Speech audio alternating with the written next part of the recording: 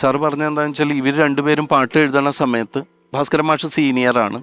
അപ്പോൾ നിങ്ങളൊക്കെ എൻ്റെ മുമ്പിലിരിക്കണ പോലെ ഞാൻ അന്ന് ഭാസ്കരൻ മാഷിൻ്റെ മുമ്പിലിരിക്കുകയായിരുന്നു എന്നാണ്. അപ്പം എഴുതി കഴിഞ്ഞ് ഇതിങ്ങനെ വായിച്ച് നോക്കിയിട്ട് അപ്പോൾ ഭാസ്കരൻ മാഷ് ഇങ്ങോട്ട് ചോദിച്ചു അത്ര, വാസുവിന് എന്തെങ്കിലും സംശയം ഉണ്ടോ, അല്ല എന്തെങ്കിലും ഉണ്ടെങ്കിൽ പറഞ്ഞോളൂ എന്നാണ്.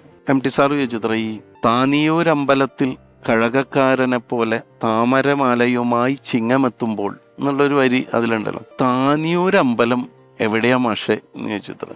അപ്പോൾ ഭാസ്കരൻ മാഷ് തിരിച്ചു, അത് വാസുവിൻ്റെ നാട്ടിൽ ഈ കുമ്പടി ആ ഭാഗത്തുള്ള ഒരു അമ്പലമായിട്ട് തോന്നണില്ലേ എന്ന് ചോദിച്ചു. ഓ പക്ഷെ എവിടെയാന്ന് മനസ്സിലാവുന്നില്ല. അപ്പോൾ അല്ല തോന്നണില്ലേ എന്ന് ചോദിച്ചു. അങ്ങനെ തോന്നിയാൽ മതി, അങ്ങനെ ഒരു അമ്പലമില്ല, പാട്ടെഴുത്തിൽ ഇങ്ങനത്തെ തോന്നലേ ഉള്ളൂ.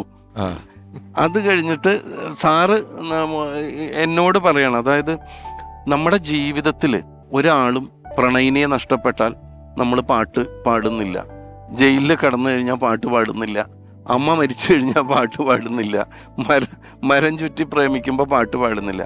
എത്ര റിയലിസ്റ്റിക് ആയിട്ടുള്ള സിനിമയിലും പാട്ട് വരുന്നുണ്ട്. ഇതൊരു അൺറിയലാണ്.